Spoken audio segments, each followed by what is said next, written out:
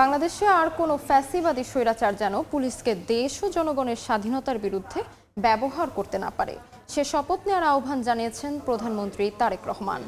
সকালে রাজারবাগে পুলিশ সপ্তাহের উদ্বোধনী আয়োজনে তিনি এই আহ্বান জানান। এর আগে অনুষ্ঠান স্থলে বিভিন্ন কন্টিনজেন্ট ও পতাকাবাহী দলের সালাম গ্রহণ করেন প্রধানমন্ত্রী। বক্তব্যে সরকার প্রধান বলেন, নির্বাচিত সরকারের কাছে শান্তি ও নিরাপত্তা চায় দেশের মানুষ। তাই জনগণের জানমালের নিরাপত্তায় পুলিশ সদস্যদের সাধ্য ও সামর্থ্যের সর্বোচ্চটুকু দিয়ে চেষ্টা করার আহ্বান জানান তিনি।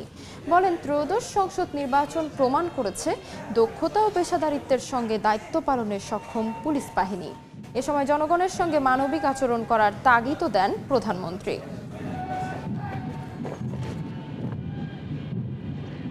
মন্ত্রিপরিষদের সদস্যবৃন্দ, উপদেষ্টা, বাংলাদেশের স্বাধীনতা অর্জনের জন্য যে সকল শহীদ পুলিশ সদস্য আত্মত্যাগ করেছিলেন, যে কোনো মূল্যে সেই স্বাধীনতা রক্ষা করা আমাদের পবিত্র দায়িত্ব।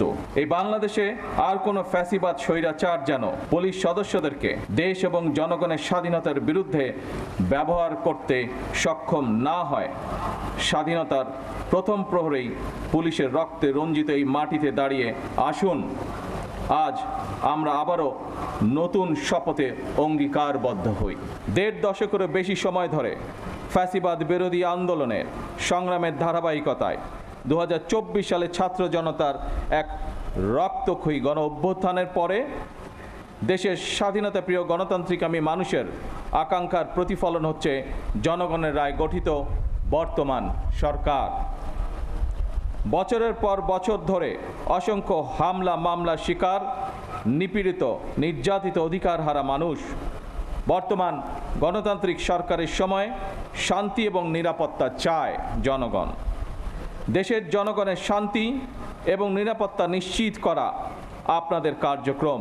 আপনারা জনগণের জানমালের নিরাপত্তা নিশ্চিত করতে সাধ্য এবং সামর্থ্যের সবটুকু দিয়ে চেষ্টা করবেন। এটি আপনাদের কাছে বর্তমান সরকারের প্রত্যাশা।